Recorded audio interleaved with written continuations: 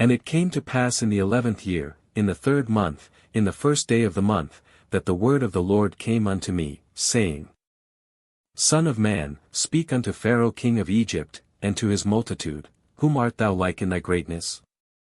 Behold, the Assyrian was a cedar in Lebanon with fair branches, and with a shadowing shroud, and of an high stature, and his top was among the thick boughs. The waters made him great, the deep set him up on high with her rivers running round about his plants, and sent out her little rivers unto all the trees of the field. Made, or, nourished him set, or, brought him up little rivers, or, conduits. Therefore his height was exalted above all the trees of the field, and his boughs were multiplied, and his branches became long because of the multitude of waters, when he shot forth. When it sent them forth. All the fowls of heaven made their nests in his boughs, and under his branches did all the beasts of the field bring forth their young, and under his shadow dwelt all great nations. Thus was he fair in his greatness, in the length of his branches, for his root was by great waters.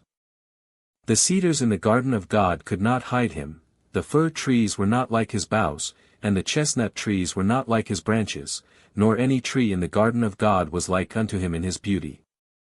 I have made him fair by the multitude of his branches, so that all the trees of Eden, that were in the garden of God, envied him. Therefore thus saith the Lord God, because thou hast lifted up thyself in height, and he hath shot up his top among the thick boughs, and his heart is lifted up in his height. I have therefore delivered him into the hand of the mighty one of the heathen, he shall surely deal with him, I have driven him out for his wickedness. And strangers, the terrible of the nations, have cut him off, and have left him, upon the mountains and in all the valleys his branches are fallen, and his boughs are broken by all the rivers of the land, and all the people of the earth are gone down from his shadow, and have left him. Upon his ruin shall all the fowls of the heaven remain, and all the beasts of the field shall be upon his branches. To the end that none of all the trees by the waters exalt themselves for their height, neither shoot up their top among the thick boughs, neither their trees stand up in their height, all that drink water, for they are all delivered unto death, to the nether parts of the earth, in the midst of the children of men, with them that go down to the pit. Their trees, stand upon themselves for their height. Thus saith the Lord God, in the day when he went down to the grave I caused a mourning, I covered the deep for him, and I restrained the floods thereof, and the great waters were stayed, and I caused Lebanon to mourn for him, and all the trees of the field fainted for him.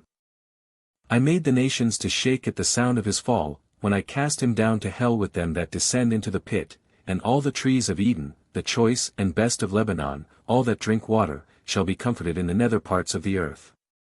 They also went down into hell with him unto them that be slain with the sword, and they that were his arm, that dwelt under his shadow in the midst of the heathen. To whom art thou thus like in glory and in greatness among the trees of Eden? Yet shalt thou be brought down with the trees of Eden unto the nether parts of the earth, thou shalt lie in the midst of the uncircumcised with them that be slain by the sword. This is Pharaoh and all his multitude, saith the Lord God.